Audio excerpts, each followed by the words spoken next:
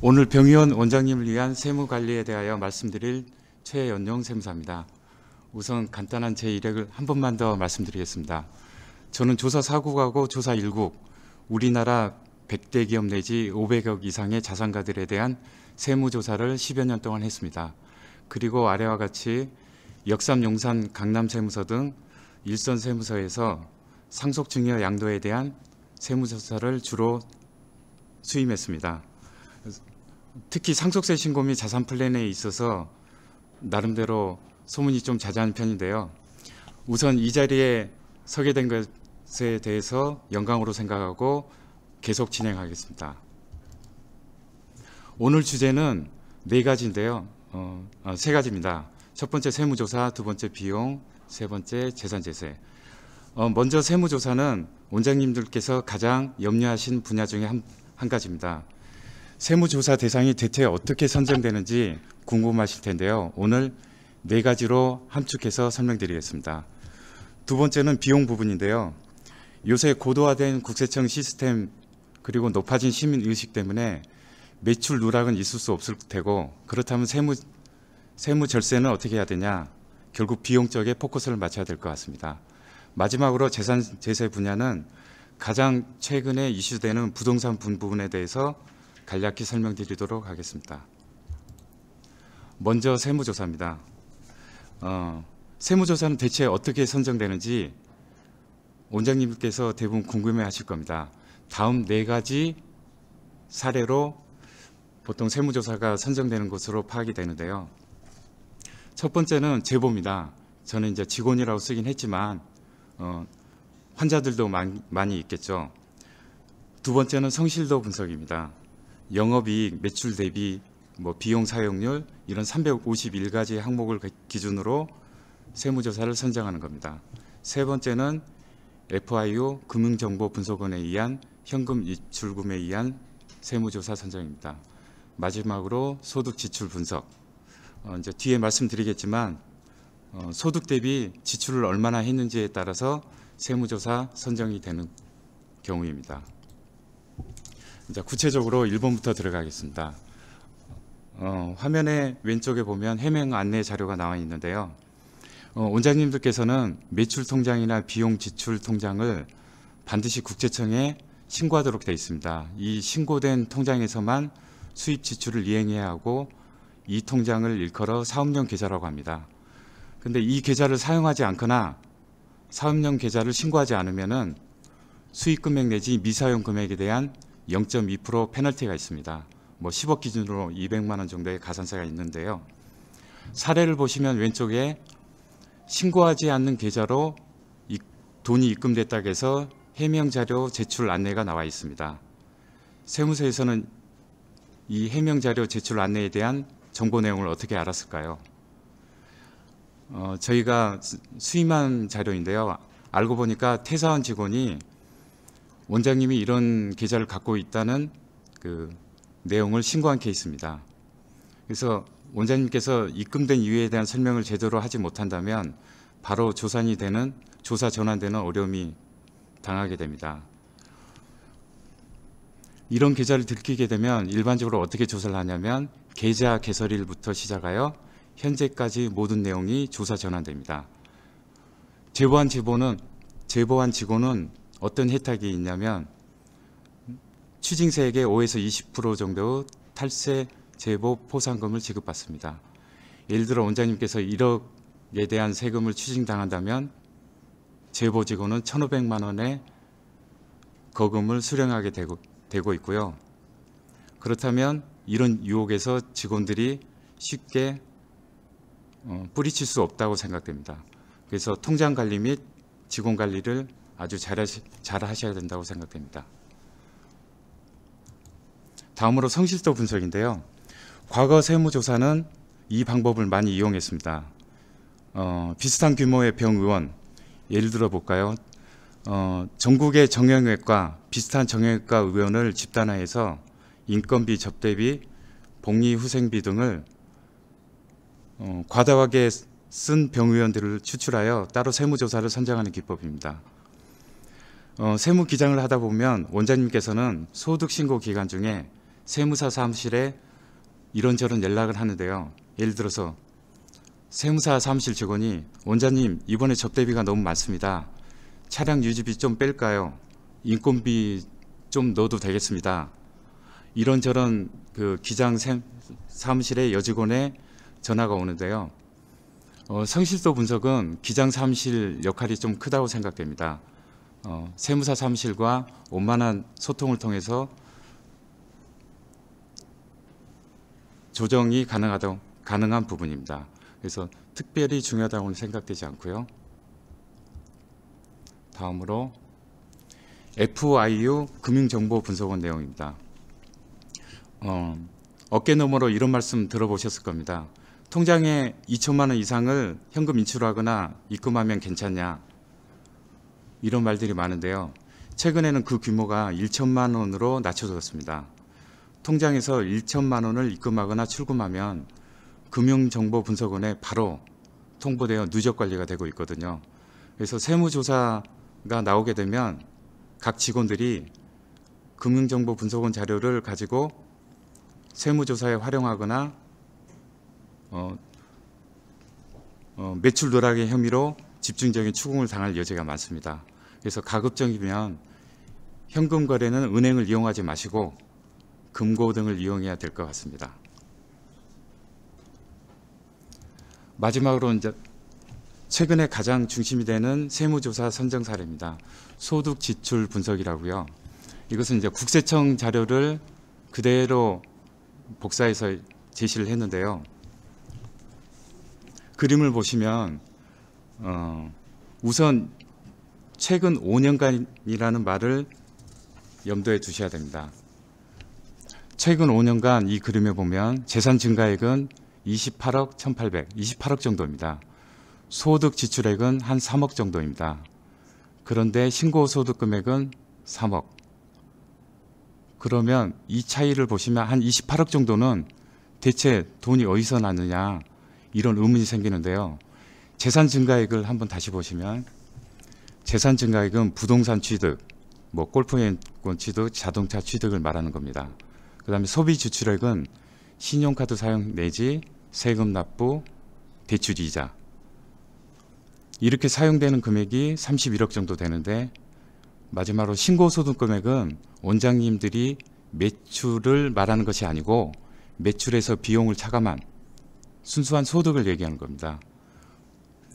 그런데 이 신고된 소득은 3억뿐인데 증가된 금액이 31억, 대체 28억은 어떻게 됐느냐?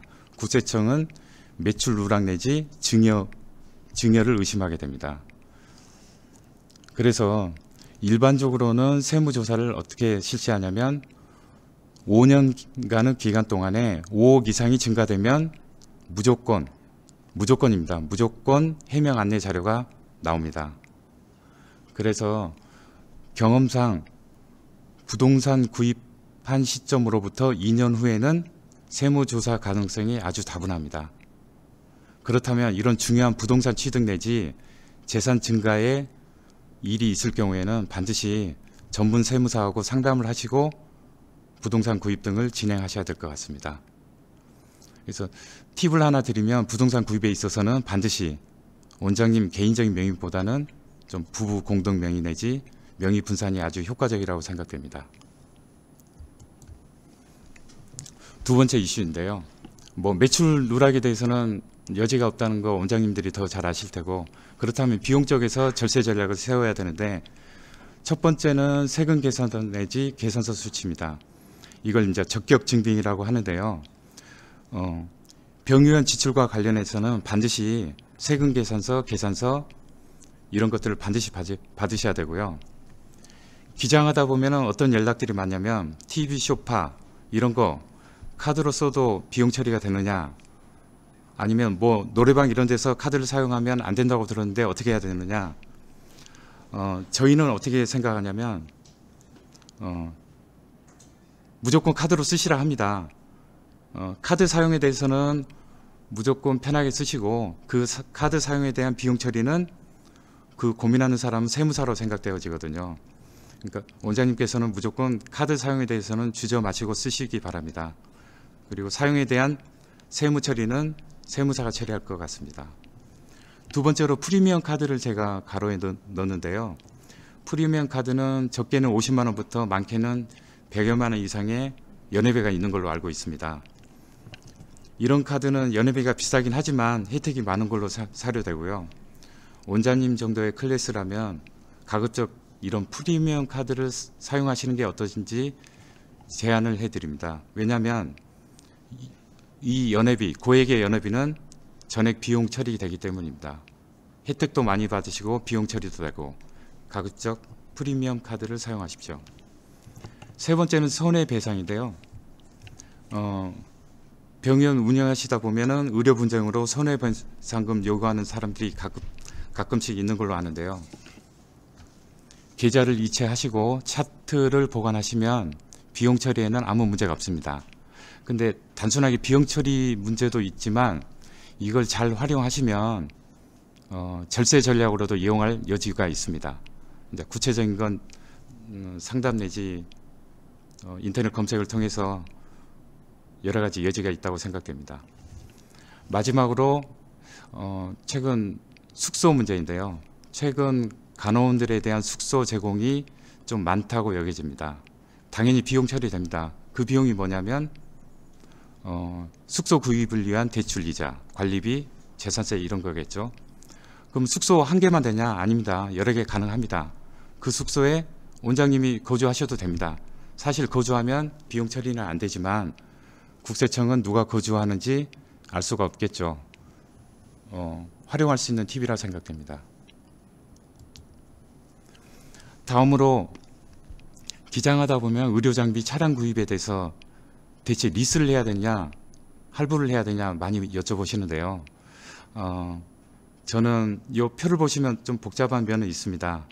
근데 간략히 말씀드리면 자금의 여유가 있으시면 일시불로 구입하시고요. 자금의 여유가 좀 없으시면 리스나 할부 똑같습니다. 편한 걸로 하시면 될 것 같습니다. 결국 자금 사정에 따라서 선택하시면 된다고 생각됩니다.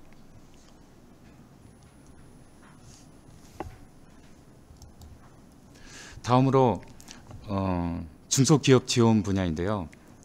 병의원은 세무적으로 중소기업에 해당됩니다. 그러니까 이 지원이 가능합니다. 그럼 이 지원 분야가 어디에 열거되어 있냐면 조세특례제한법에 여러 가지 혜택으로 열거되어 있습니다. 대표적인 게 이제 크게 세 가지 항목이 있는데 이것을 좀 설명드리고자 합니다. 첫 번째 중소경영 안정 지원인데요. 중소기업에 대한 특별세 감면, 이것은 수도권의 의료업을 영위하는 의료기관은 납부할 세액의 10%를 감면해 준다는 내용입니다. 납부할 세액이 1억이라면 1,000만 원을 세금으로 감면해 주는 거겠죠. 두 번째는 소기업 소상공인 공제부금인데요. 일명 노란 우산 공제입니다. 이건 무조건 가입하십시오. 뭐 연간 200만 원 혜택이지만 노란 우산 홈페이지 가시면 여러 가지 혜택이 있습니다. 반드시 가입하셔야 됩니다. 두 번째로 투자 촉진 지원 분야인데요.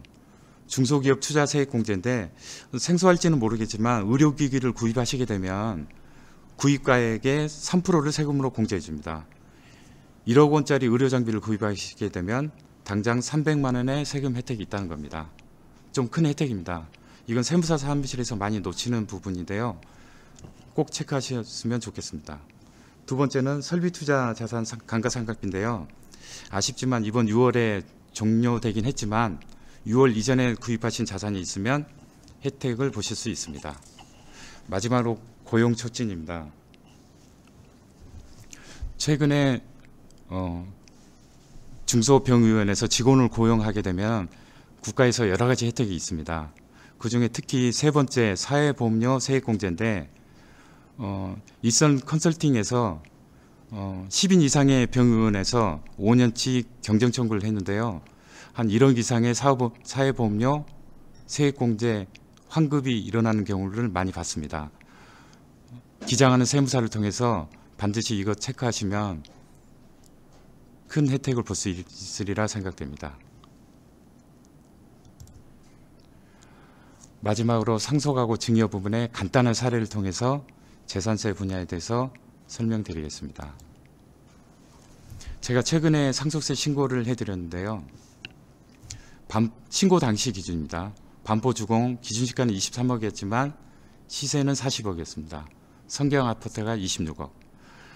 이 아버님이 일찍 작고하시고 어머님이 이 두 재산을 남기시고 돌아가셨는데 세금이 22억 나오더라고요. 상속세가.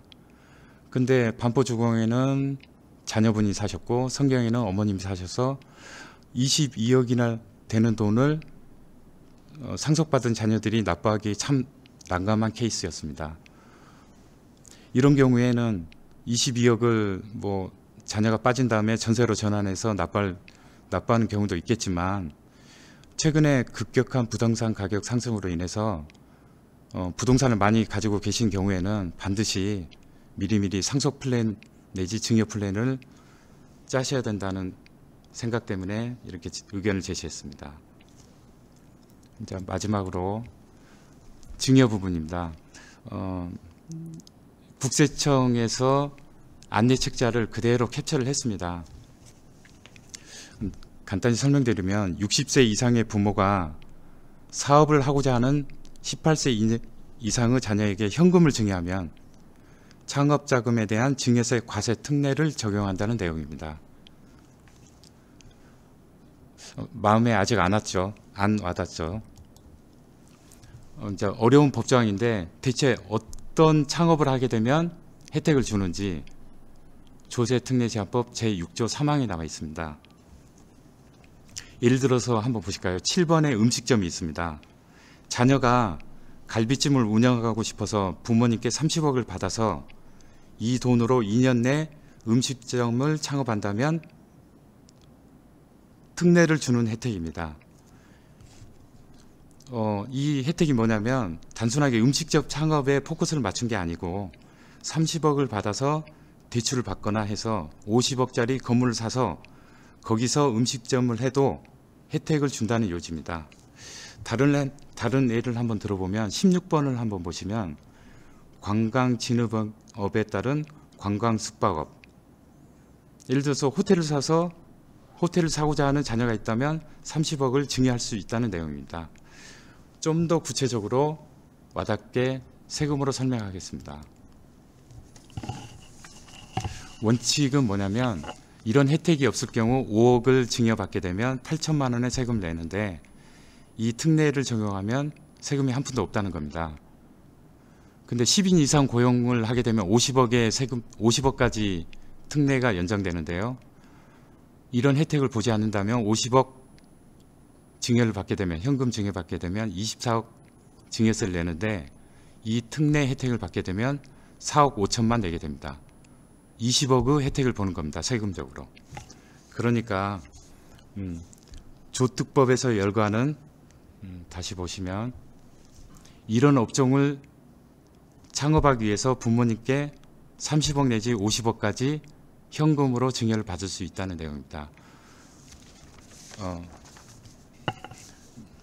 나중에 이제 상속세 신고 시 30억을 받게 되면 상속세 신고 시 다시 추가해서 합산 고지되긴 하지만 지금과 같은 급격한 부동산 상승기에서는 아주 활용하기 좋은 아이템이라고 생각됩니다.